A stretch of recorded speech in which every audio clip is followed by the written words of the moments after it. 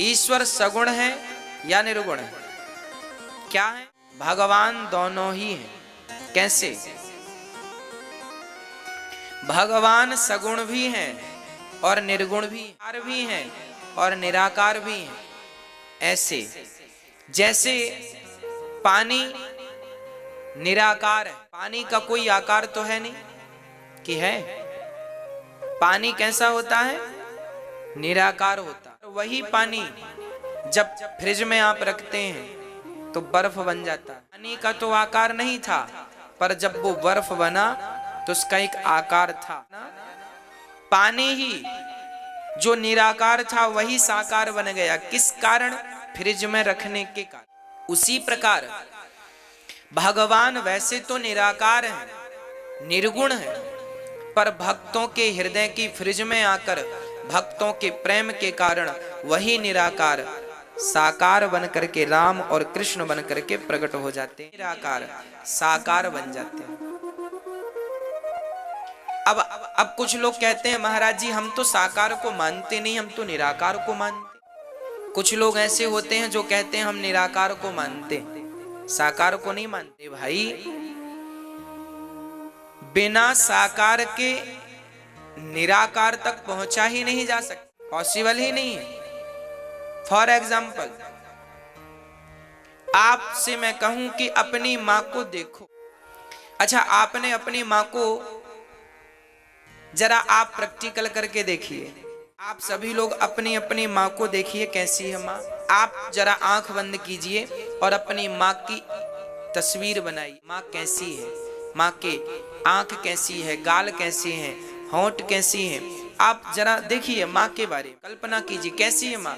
जब आप मां के बारे में चिंतन करेंगे ना तो आपकी मां की शक्ल तुरंत आपके सामने। आप अपने बेटे को देखेंगे भाव से तो बेटा भी दिखेगा।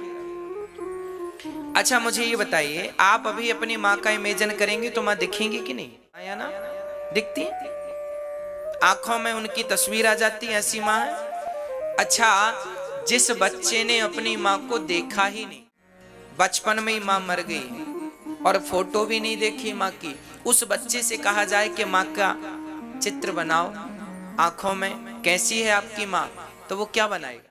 अरे माँ का आप देखो यहाँ बैठे हैं, यहाँ आपकी माँ है या नहीं?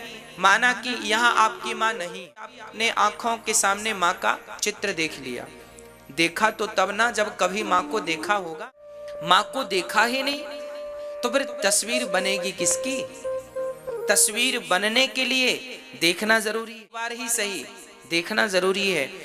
उसी प्रकार जैसे माँ को जब आप देखते हैं साकार होती है, माँ की जो सूरत है आपने जब देखा साकार थी वो। जब माँ नहीं है तो अब वो निराकार हो गई, पर साकार को देखा था तो निराकार को देख पाएंगे आप? माँ थी, अब माँ नहीं है, तो माँ नहीं है तो भी तो आप माँ को देख पा रहे हैं। देख तो तभी पाएंगे ना जब साक्षात कभी माँ को देखा होगा। देखा ही नहीं होगी किसकी? उसी प्रकार कभी कभी भगवान को देखा ही, इसलिए बिहारी जी हैं, इसलिए जगन्नाथ जी हैं, इसलिए द्वारिकाधीश जी हैं, इसलिए विट्ठलनाथ जी हैं कि आप इनको देखो आ रहे हैं तो इनके अभाव में भाव बना के भगवान का चिंतन कर लो। यही साकार है और यही निराकार है।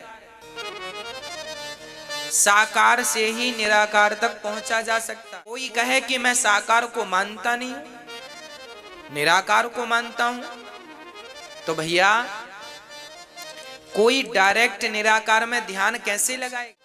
बताओ, निराकार का ध्यान कैसे लगेगा?